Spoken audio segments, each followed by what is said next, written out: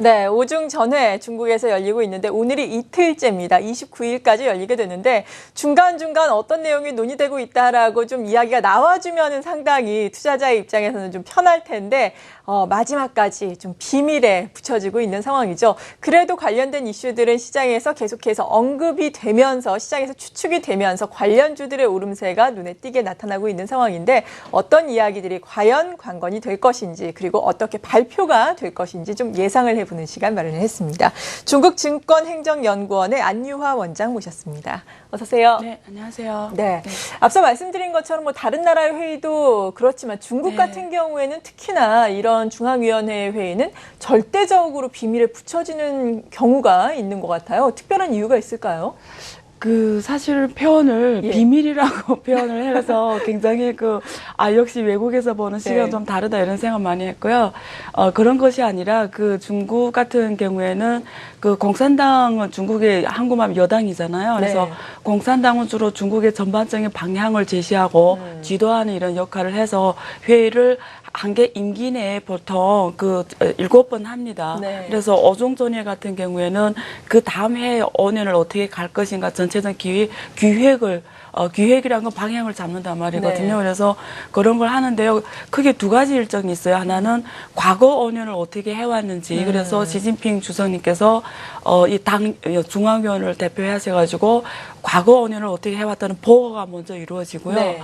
거기에 대해서 또 이게 지금 중앙위원하고 후보위원들이 만나서 전체 회의를 하는 거잖아요. 그래서 과거 5년을 잘해왔는지 우리가 당초 목표했던 걸 실행을 했는지는 토의가 이루어집니다. 네. 두 번째 큰 이슈는 그러면 앞으로 5년은 어떻게 할 것인가. 일단 기획을 나누어서 가지고 의견을 수렴을 합니다. 그래서 전체적인 일정 가운데서 계속 토론과 의견 이런 게 진행이 되기 때문에 중간에 나올 수 있는 이런 내용들이 결과적인 게 없기 때문에 사실상 한계가 있어요. 그래서 끝나고 우리가 중국말로 꽁버라 하거든요. 네. 회의 총 결과에 대해서 나오셔가지고 전파적으로 설명하는 이런 형태를 취하게 됩니다. 근데 거의 모든 회의가 다 그런 형태를 취해요. 그래서 전반적으로 결과하고 12차 5개는 결과하고 앞으로 할 거에 대한 토의 과정이기 때문에 거기에 대해서 중간중간 내보낼 수 있는 거는 한계인 것 같아요. 왜냐하면 계속 토론을 해야 되는데 결과가 명확한 것이 아직 나오지 않았는데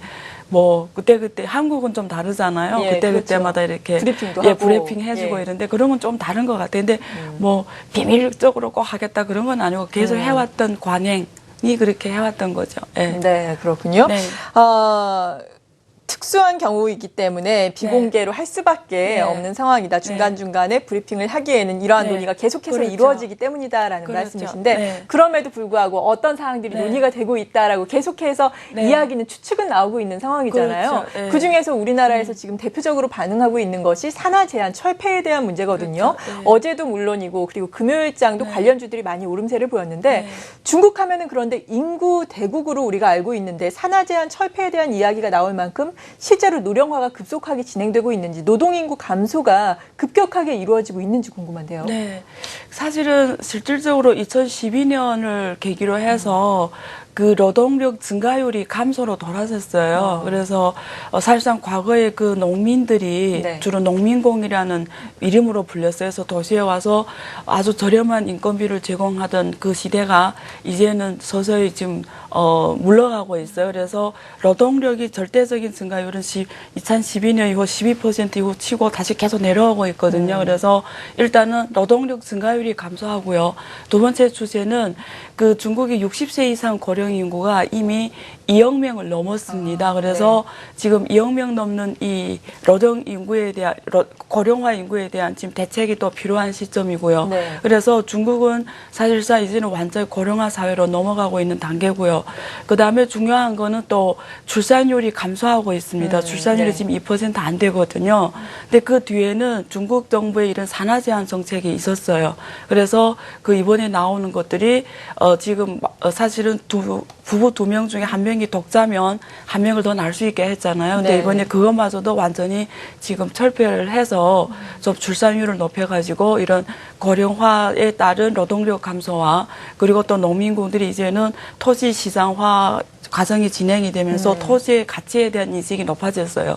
그래서 이제는 자기 고향에 가서 이제는 농사를 짓고 이런 것에 지금 더 관심을 갖는 상황이기 때문에 노동력이 부족, 그리고 또 고령화 인구에 대한 대책, 이런, 왜냐면 어린이들이 나와야 돼야 그 노인들에 대한 이 사회보장 그렇죠. 역할을 해주잖아요. 그래서 그런 전반적인 대책으로 산하 제한 정책, 이 부분이 지금 이번에 좀 우리가 예상이 되는 부분들이 있고요. 그리고 고령화 인구에 대해서 어떻게 하겠다는 이런 게 쉽게 말해서 한마디로 인구 정책이라고 합니다. 네. 그래서 인구의 구조 변화가 급속하게 이루어지면서 앞으로 이 부분을 어떻게 할 것인가. 그래서 그 안에는 산하 제한 정책과 복지화 정책, 왜냐하면 사회보장 시스템, 고령화. 그래서 앞으로 한국은 외국이기 때문에 예. 중국을 발 투자 입장에서 보기 때문에 두 가지인 것 같아요. 그러니까 0세부터 13세는 어린이 시장이에요. 네. 그래서 앞으로 이 어린이 시장이 커질 거 아니에요. 이제 산하 제한 그렇죠. 철폐가 되면 예. 어린이가 매년 뭐 몇백만 원에서 태어날 수가 있기 때문에 그 많게는 1,000만 명 넘는다고 그러거든요. 그래서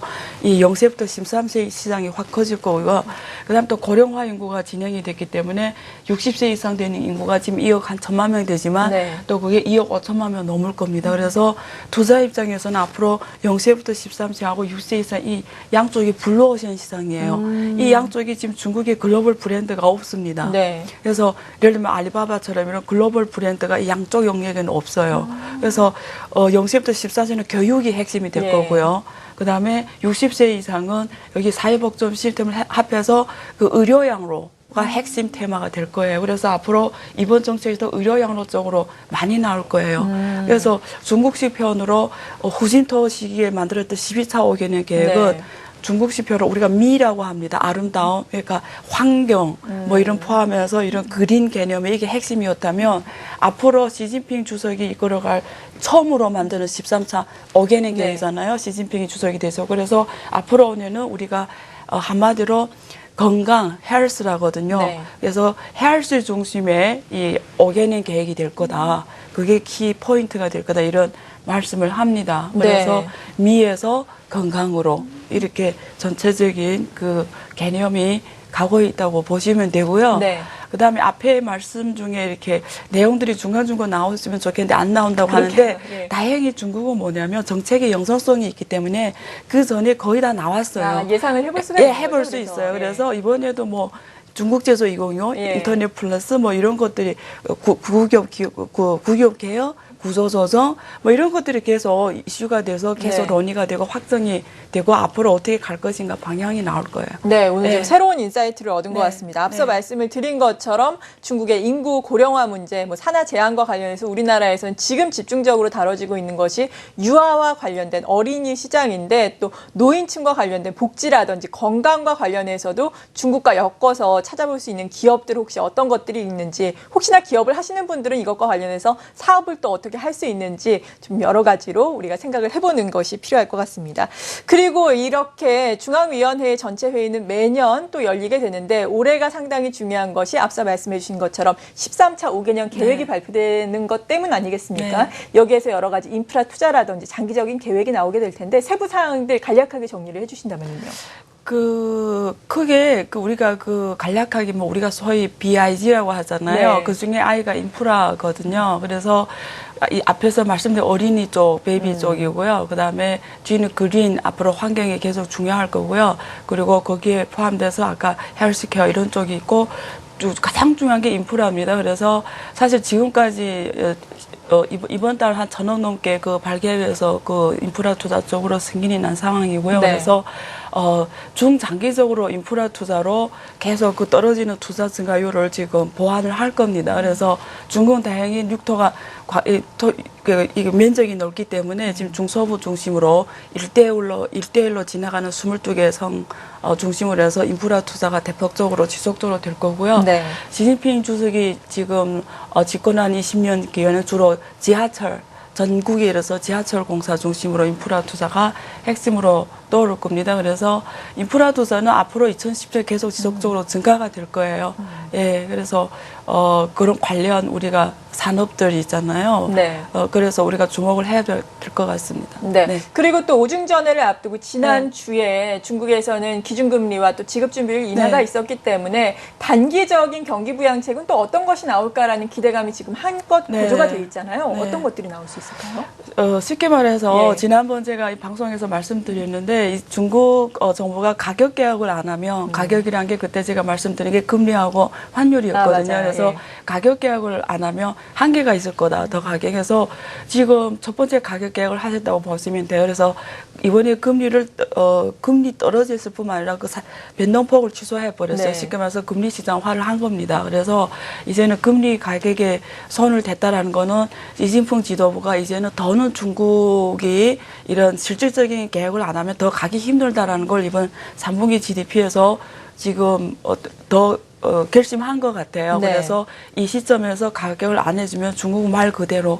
역시 중진국 함정에 갈 수 있다라는 이런 큰 우려감이 반영이 됐다고 저는 봅니다. 네. 그래서 첫 번째 가격 지금 금리를 지금 했어요. 그래서 앞으로 이제는 금리라는 게 자본이 가는 방향을 시장화라는 메커니즘으로 결정을 해주는 역할을 하거든요. 그래서 앞으로 중화민은행은 이제는 더 많은 시장 방법으로 자원 배분을 할 거고요. 그다음에 상업은행들도 과거에 네. 아니란 이런 운영에서 벗어나서 이제 정말 효율성 있는 기업에 투자를 하도록 방향이 변할 것 같습니다. 그러면 두 번째 가격이 남았어요. 환율. 그래서 이제 그 SDR 편입 이슈도 있기 때문에 네. 환율도 이제 금리가 인하게 되기 때문에 환율도 지금 좀 더 시장화된 계획을 우리가 기대를 해볼 수 있을 것 같습니다. 네. 네. 그리고 또 중국에서 오중전회를 통해서 차세대 성장 동력이 될 산업들이 어떤 걸로 제시가 될까요?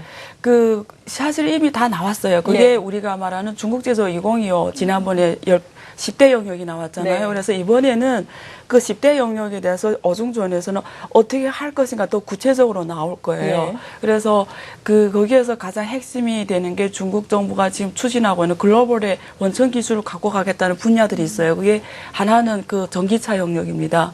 그리고 신재생 에너지. 그래서 전기차 영역은 이미 미국을 초월해서 지금 선두로 가고 있어요. 그래서 여기서 대표적인 게 다 아시는 뭐 BYD 이런 그룹인데요.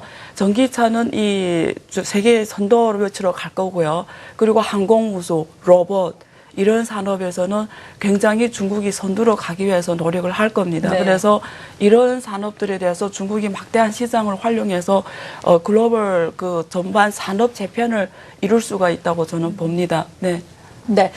그렇다면은 이러한 효과로 중국 증시가 어느 정도 탄력을 받을 것인지 결국 여러분은 그 부분이 궁금하실 텐데 지난주에는 출연을 하셔서 한 3,500선 네. 정도에는 저항이 좀 있을 것이다라고 네. 말씀해 주셨잖아요. 네. 하지만 또 시의적절하게 이렇게 기준금리 인하와 지급준비율 인하도 나온 상황 그리고 오중전에도 이루어지고 있는 상황 조금 더 상단을 높게 봐도 될까요? 어떻게 생각하세요? 사실은 그 시장이 올라갈 때는 예. 펀더멘털 상관없이 올라갔다가 역시 펀더멘털 상관없이 지금 떨어졌단 말이에요. 네. 근데 이게 다시 올라갈 때는 달라져요. 펀더멘털 볼 수밖에 없어요. 그래서 지금 금리를 인하를 했고 계속 양적 완화를 하고 있고 재정 확대 정책을 하고 있지만 지금 투자 증가율은 올라오지 못하고 있습니다. 네. 그래서 사실 금리 인하를 지금 하는 이유가 지금 물가가 2% 안 되기 굉장히 낮은 상황이기 때문에 지금 해줘야 인플레이션을 우리가 막을 수가 있거든요. 네. 그래서 지금 금리를 풀어줘도 결국 경제 주체들이 앞으로 경제에 대해서 낙관적이 돼야 투자를 해요. 그렇기 때문에 결국 펀더멘털에 대한 투자자들의 심리가 회복이 돼야 결국 투자가 확대되면서 경제가 올라가거든요. 그래서 증시가 근본적으로 중장기 이렇게 상승세로 가려면 펀더멘털이 좋아야 됩니다. 네. 근데 거기에 대해서 아직도 이 투자자들이 확신이 서지 않았어요. 근데 금리를 인하해 줌으로써 예. 이런 자본 비용의 부담을 줄여줌으로써 좀 더 투자를 해라는 이런 유도를 하는 거거든요. 그래서 우리는 아직까지는 저는 개인적으로 너무 긍정적으로 중장기적으로는 네. 좀 시간이 필요하다고 봐요. 그래서 단기로 뭐 우리가 작년에 기대했던 그 급속하게 올라간 이런 장세 있잖아요. 네. 상승 랠리가 펀더멘털이 바탕이 안 되고는 조금 힘들 것 같습니다. 그래서 역시 3,500이 하나의 큰 저항으로 저는 단기에는 존재하지 않을까 싶습니다. 네, 잘 알겠습니다. 네. 오중 전회에 대한 내용에서부터 중국 증시에 대한 전망까지 들어봤습니다. 중국증권행정연구원의 안유화 원장이었습니다. 감사합니다.